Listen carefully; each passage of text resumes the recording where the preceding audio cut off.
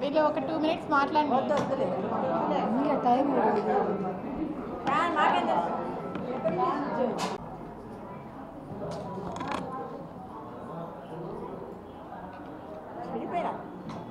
వేదికను అలంకరించిన పెద్దలు టౌన్ పోర్ట్స్ని డెవలప్ చేశారు ఖచ్చితంగా. కాబట్టి ఈ ఇండస్ట్రీస్ని కూడా ఆకర్షించే విధంగా ఈరోజు వైస్ ప్రెసిడెంట్ కృష్ణవేణి గారికి సెక్రటరీ సుమామయ్య ఏర్పాటు చేయడమైంది. ఎక్కడ మహిళలు పూజింపబడతారో అక్కడ దేవుడు కొలువు ఉంటారో అంటారు. అదేవిధంగా ఈరోజు మహిళా తల్లులకు పెద్దపీట వేసిన వ్యక్తి మన ముఖ్యమంత్రి జగన్మోహన్ రెడ్డి గారు. మహిళా పక్షపాతిగా ప్రతి పథకాన్ని మహిళల పేరిట వారి బ్యాంకు ఖాతాల్లో నగదు జమ అయ్యే విధంగా ఈరోజు వర్క్ చేస్తున్నారు మన ముఖ్యమంత్రి జగన్మోహన్ రెడ్డి గారు.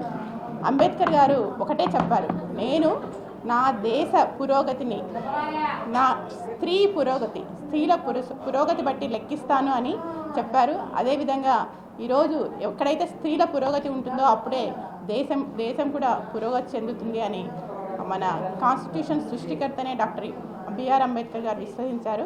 అదేవిధంగా ఈరోజు మహిళలను లక్షాధికారులను చేస్తాను అని చెప్పారు జగనన్న. అదేవిధంగా ఈరోజు మహిళల సంక్షేమానికైతేనేమి, వారి అభివృద్ధికైతేనేమి, వారి సాధికారతకైతేనేమి కృషి చేస్తూ మహిళా సాధికారతకు ఒక గొప్ప అర్థం చెప్పిన వ్యక్తి మన ముఖ్యమంత్రి జగన్మోహన్ రెడ్డి గారు.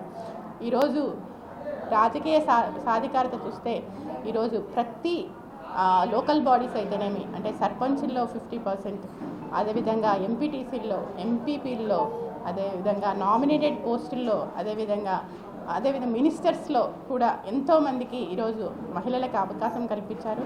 మనం చూస్తే మన హోమ్ మినిస్టర్ ఒక మహిళ, ఒక దళిత మహిళ. అదేవిధంగా మనం చూస్తే ఇక్కడే రాయచోటు నుంచి శాసన మండలి చైర్మన్గా ఉన్న మహిళ ఒక మైనారిటీ మహిళ.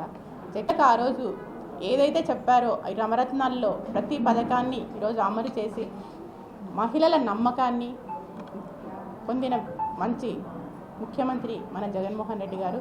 ఎందుకంటే ఈరోజు ఒకటే ఆసరా ద్వారా పొదుపు ఖాతాలన్నీ నేను మాఫీ చేస్తానని ఆ రోజు చెప్పారు మన ముఖ్యమంత్రి జగన్మోహన్ రెడ్డి గారు. అదేవిధంగా ఈరోజు రాష్ట్ర వ్యాప్తంగా ఉన్న 78 లక్షల మంది పొదుపు మహిళలకి ఈరోజు 25,500 కోట్లని వారి ఖాతాల్లో జమ చేసిన వ్యక్తి మన ముఖ్యమంత్రి గారు. అదేవిధంగా ఈరోజు మహిళలు ఎప్పుడైతే రాష్ట్రం కానీ దేశం కానీ అభివృద్ధి చెందాలంటే ఖచ్చితంగా వాళ్ళకి విద్య అనేది చాలా అవసరము. అంబేద్కర్ గారు ఒకటే నమ్మారు, విద్య అనేది ఒకటే మన సొసైటీలో పూర్ పీపుల్ని for the upliftment of the poor, the education is the only tool to uplift the poor and for the economic development of the society అని నమ్మాడు. అదేవిధంగా ఈరోజు విద్యలో ఎంతో సంస్కరణలు తీసుకొచ్చి విద్యను పేదవాడికి దగ్గర చేసిన వ్యక్తి మన ముఖ్యమంత్రి జగన్మోహన్ రెడ్డి గారు. ఇలా విద్యా సంస్కరణ వల్ల ఎంతోమంది ఆడపిల్లలు ఈరోజు చదువుకోగలుగుతున్నారు. ఎందుకంటే మెయిన్గా అమ్మఒడి పథకం తేవడం వల్ల ఎంతోమంది తల్లులు తమ ఆడపిల్లలని ముఖ్యంగా స్కూల్కి పంపించి చదివించగలుగుతున్నారు. అదేవిధంగా ఈరోజు కళ్యాణమస్తు పథకంలో 10వ తరగతిని ఖచ్చితంగా 10వ తరగతి చదువుంటే మీ కళ్యాణమస్తు వస్తుంది అని ఒక మంచి ఉద్దేశంతో మన జగనన్న ప్రవేశపెట్టారు.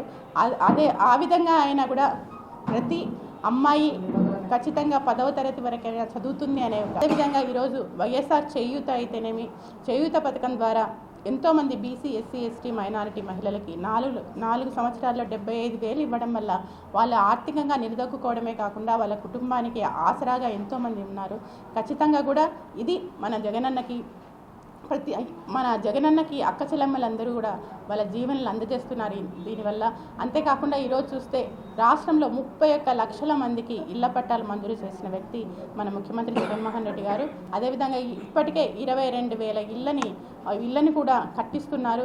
ఇది ఎప్పుడైనా ఇల్లు కట్టి చూడు, పెళ్లి చేసి చూడు అన్నారు. అంటే ఇల్లు కట్టడం, పెళ్లి చేయడం ఎంత కష్టమో అదేవిధంగా ఇల్లు కట్టడం కూడా అంతే కష్టము అనే ఉద్దేశంతో ఈరోజు ప్రతి తల్లికి కూడా ఒక ఆస్తి రూపంలో 5 నుంచి 10 లక్షల రూపాయలు ఈ విధంగా కూడా వాళ్ళకి ఒక ఆస్తిని ఇచ్చిన గొప్ప వ్యక్తి మన ముఖ్యమంత్రి జగన్మోహన్ రెడ్డి గారు. ఇలా చెప్పుకుంటూ పోతే ఎన్నో పథకాలు. 2014లో ఒక అబద్ధపు హామీల వల్ల మాత్రమే, అంటే పొదుపు రుణాలు మాఫీ చేస్తానని, రైతు రుణాలు మాఫీ చేస్తానని చెప్పడం వల్ల ఆ రోజు ముఖ్యమంత్రి అయ్యారు.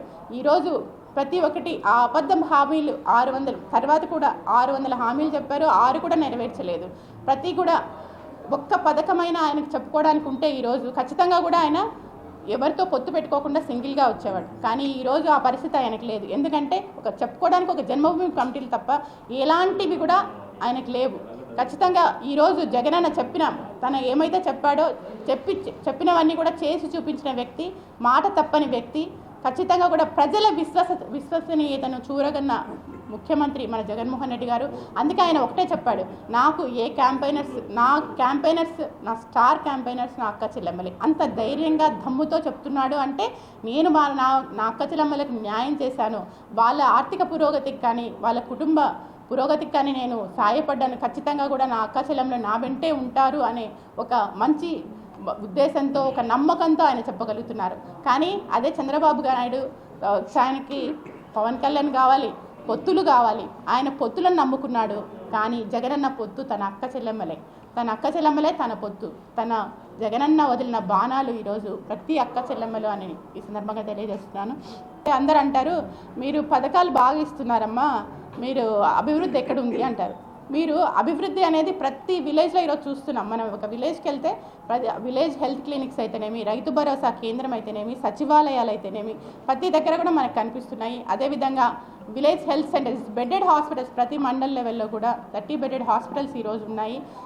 అదేవిధంగా ఎన్నో అర్బన్ హెల్త్ సెంటర్స్ ఉన్నాయి. మనం చూస్తే ఈ కడప జిల్లాలో ఒక మెడికల్ కాలేజీ కూడా పులివెందులకు వచ్చింది. రోజు జగనన్న వల్ల ఎన్ని ఉద్యోగాలు వచ్చాయండి? 4 లక్షల మంది వాలంటీర్స్ వచ్చారు, 1,20,000 మంది సచివాలయ ఎంప్లాయీస్ ఉన్నారు. అదేవిధంగా ఒక హెల్త్ సెక్టర్లోనే 55,000కి పైగా ఉద్యోగాలు హెల్త్ సెక్టర్లోనే వచ్చాయి. అదేవిధంగా డిఫరెంట్ సెక్టర్స్లో చూస్తే అవుట్సోర్సింగ్లో దాదాపు 6 లక్షల మందికి ఉద్యోగాలు కల్పించారు.